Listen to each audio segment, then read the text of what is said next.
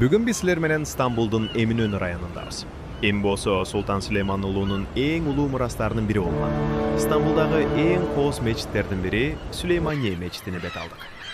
Бул Осмон архитектурасынын теңдешсиз шедеврин улуу архитектор Мимар Синан долбоорлоп турган. Ал мечитти долбоорлоодо анын жайгашкан ордун жана бул аймактагы жер титирөөлөрдүн көп болушун өзгөчө эске алган. Ошондуктан мечиттин келбети өтө көркөм жана кооз чыккан. Эгер бул жерге келип, анын сылуулугуна суктанган болсоңуз, анда сөзсүз төмөн түшүп, булуң тараптан анын ажайып силуэтине дагы бир жолу көз салыңыз. Бул көрүнүш сөзсүз татыктуу. Мечиттин курулушу 1550 жылдан 1557 жылга чейин созулган. Султан Сулейман уулу бул курулуш үчүн ошол кездеги казынадан абдан чоң каражат бөлгөн. Бирок мындай зор жана кооз имарат ага толук татыктуу болгон. Мечит бир убакта 5000ге чейин адамды батыра алат. Ошол доор үчүн бул абдан чоң көрсөткүч эле. Мындан тышкары мечиттин комплексине медреселер, хамам, китепкана жана кайрымдуулук ашканалары кирген. Бул комплекстин масштабы Султан Сулеймандын улуулугуна жана мамлекеттеги даражасына толук ылайык келген. Мечитти 4 бийик жана көркөм мунара кооздоп турат. Алардын ар бири өзгөчө мааниге ээ. Комплекстин аймагында мечиттин ар жагында 2 күмбөз жайгашкан. Биринчисинде бул мечиттин курулушун буйруган Султан Сулейман уулу коюлган. Экинчисинде болсо анын сүйүктүү жубайы Хуррем султан жатат. Сулеймандын күмбөзүн Мимар Синан султан тирүү кезинде эле куруп бүтүргөн. Ал эми Хуррем султандын күмбөзү анын көзү өткөндөн кийин салынган. Бул мечит менен чыгыш жумогуна тете болгон эң кызыктуу жана романтикалык сүйүү баяндарынын бири байланышкан. Дүйнөнүн ар кайсы бурчунан чыккан жазуучулар, сүрөтчүлөр жана акындар Султан Сулейман менен анын мурдагы гарем кулу болгон Хурремдин сүйүүсүнөн шыктанып алышкан.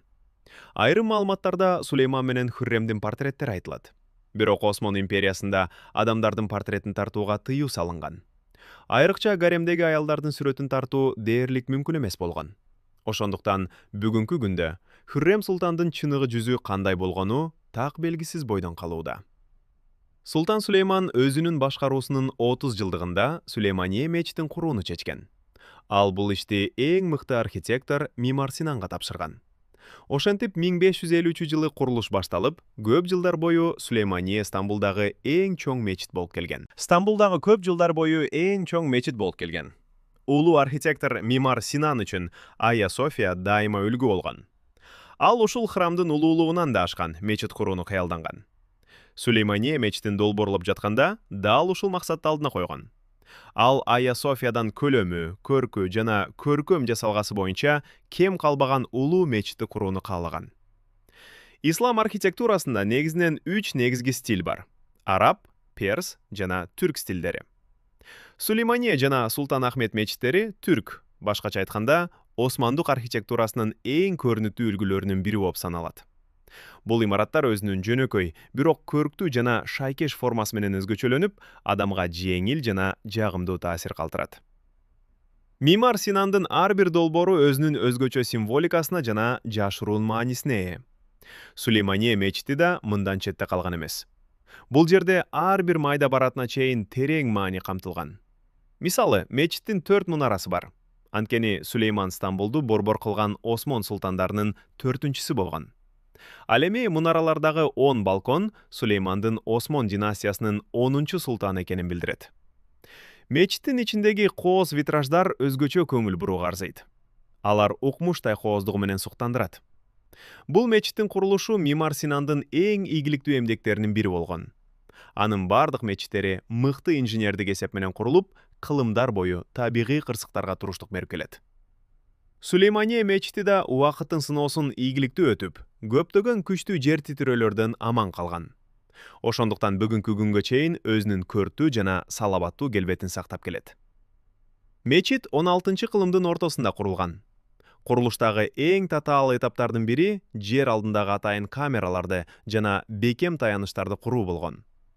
Бул инженердик система дээрлик 50 метр бийиктиктеги имаратты жер титирөөдөн жана дөңсөөдөн булуң тарапка жылып кетүүдөн коргоо үчүн иштелип чыккан.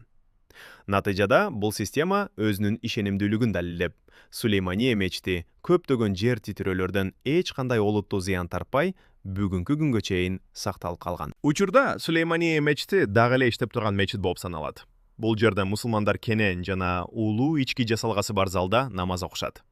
Мечиттин зор күмбөзүн бекем гранит мамыларга таянган учтуу тилкелүү аркалар көтөрүп турат. Бул гранит мамылар ошол мезгилде бүтүндөй чыгышка атагы чыккан Ливандын байыркы Баалбек шаарынан алынып келинген. Михраптын үстүндөгү жарым күмбөздөр жанындагы бөлмөлөрдүн чакан күмбөздөрү менен эң сонун айкалышат.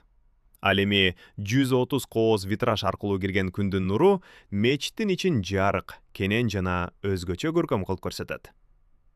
Сулеймания мечитинин курулушу тууралуу көптөгөн уламыштар айтылып келет.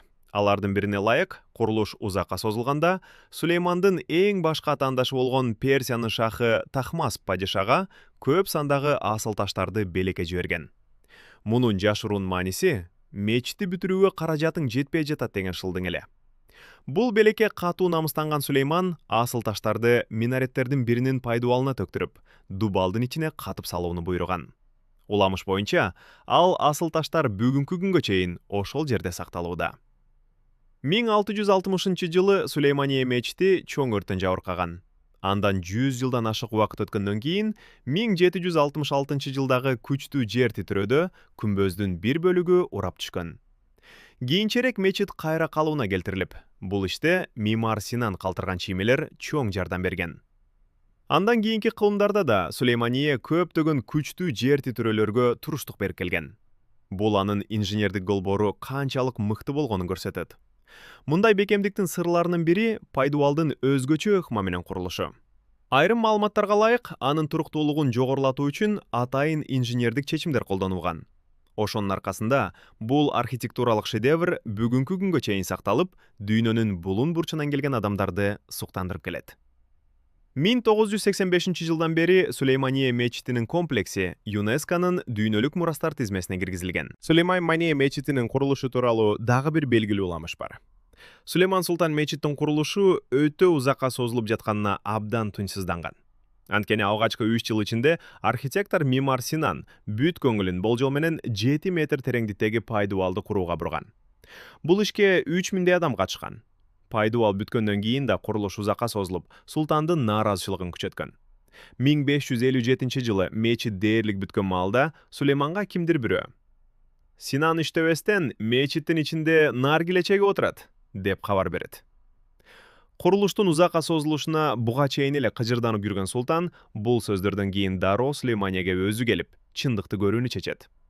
Ал келгенде чынында эле Синанды колуна наргиле кармап отурганын көрөт. Бирок тамекинин жыты жок эле. Кийин белгилүү болгондой, мимар Синан наргиле чеккен эмес.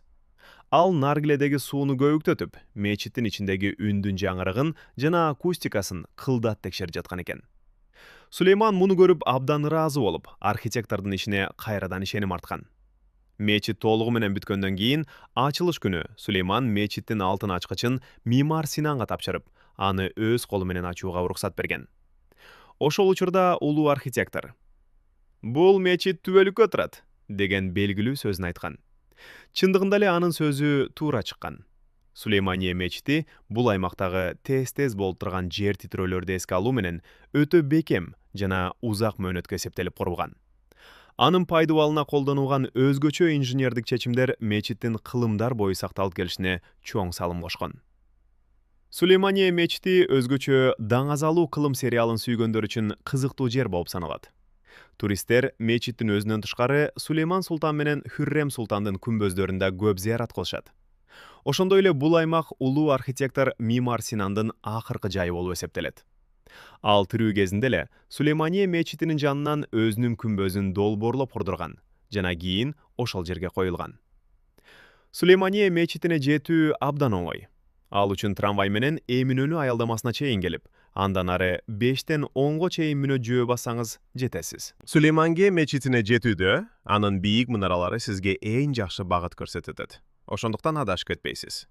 Ошондой эле мечитке Баязит аянтынан же Стамбул университетинен жөө басып эле жетүүгө болот. Эсиңизде болсун, Сулеймания азыркыга чейин иштеп жаткан мечит.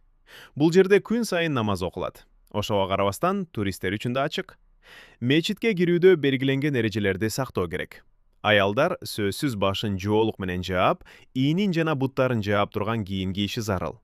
Эркектерге болсо шорты менен кирүү сунушталбайт. Эгер кийимиңиз өтө ачык болсо, мечитке кирүүгө уруксат берилбеши мүмкүн. Мечит күнү түнү иштеп турганы менен, туристтер үчүн зыярат кылуу убактысы саат 09:00дөн 17:30га чейин. Мүмкүн болсо, мечитке жума күнүнөн башка күндөрү барганыңыз жакшы. Анткени жума күнү түшкү жума намазына өтө көп адамдар чогулат. Намаз окулуп жаткан учурда мечитке намаз окуучулардан башка адамдардын киришине уруксат берилбейт. Мечитке кирүү акысыз.